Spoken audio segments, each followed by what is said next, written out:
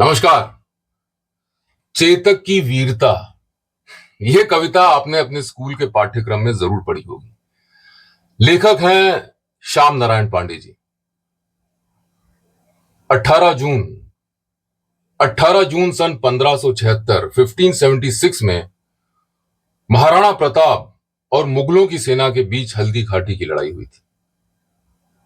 चेतक की बहादुरी और कुशलता का जो बखान इस कविता में श्याम नारायण पांडे जी ने किया है, वो पढ़ने वालों के दिलो दिमाग पे कमिट छाप छोड़ता है। ऐसा लगता है मानो हल्दी घाटी की रणभूमि में चेतक के सिवाय कोई था ही नहीं। इस कविता के कुल 50 छंद हैं। मैं चुनिंदा 7 छंद आपको सुनाने वाला हूं, तो ध्यान से सुनिएगा।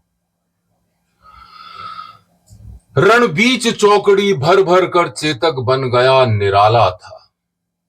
चौकड़ी कहते हैं घोड़े के गैलप को, जिसमें घोड़े की टाप की 4 ध्वनियां होती हैं, तुगड़ुक तुगड़ुक तुगड़ुक तुगड़ुक तुगड़ुक तुगड़ुक तुगड़ुक तुगड़ुक। तो इस ध्वनि को ध्यान से सुनना। रण बीच चौकड़ी भर भर कर चेतक बन गया निराला था, राणा प्रताप के घोड़े से पड़ गया हवा का पाला था। गिरता न कभी चेतक तन पर, गिरता न कभी चेतक तन पर, राणा प्रताप का कोड़ा था। वह दौड़ रहा अरिमस्तक पर या आसमान में घोड़ा था। अरिमस्तक कहते हैं शत्रुओं के कटे हुए सर को। गिरता न कभी चेतक तन पर, राणा प्रताप का कोड़ा था। वो दौड़ रहा अरिमस्तक पर या आसमान में घोड़ा था। जो तनिक हवा से बाग हिली, जो तनिक हवा से बाग हिली, लेकर सवार उड़ जाता था। राणा की पुतली फिरी नहीं, तब तक चेतक मुड़ जाता था। कौशल दिखलाया चालों में, उड़ गया भयानक भालों में, निर्भीक गया वो ढालों में, सरपट दौड़ा करवालों में। करवाल एक किस्म की राजपूतों की सिसोदिया कौम है, जो महाराणा प्रताप के साथ कंधे से कंधा मिलाकर लड़ी थी। कौशल दिखलाया चालों में, उड़ गया भयानक भालों में, निर्भीक गया वो ढालों में, सरपट दौड़ा करवालों में।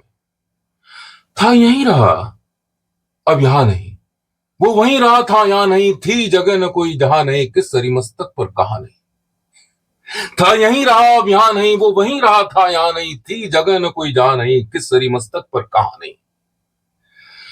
बढ़ते नदवेग सा वह लहर गया, बढ़ते नदवेग सा वो लहर गया, वो गया गया फिर ठहर गया। विकराल वज्रमय बादल सा अरी की सेना पर कहर गया। भाला गिरा गिरा निशंग, भाला गिरा गिरा निशंग, है टापों से खन गया अंग। बैरी समाज रह गया दंग, घोड़े का देख ऐसा रंग। बैरी समाज रह गया दंग, घोड़े का देख ऐसा रंग। खमागणी। नमस्कार।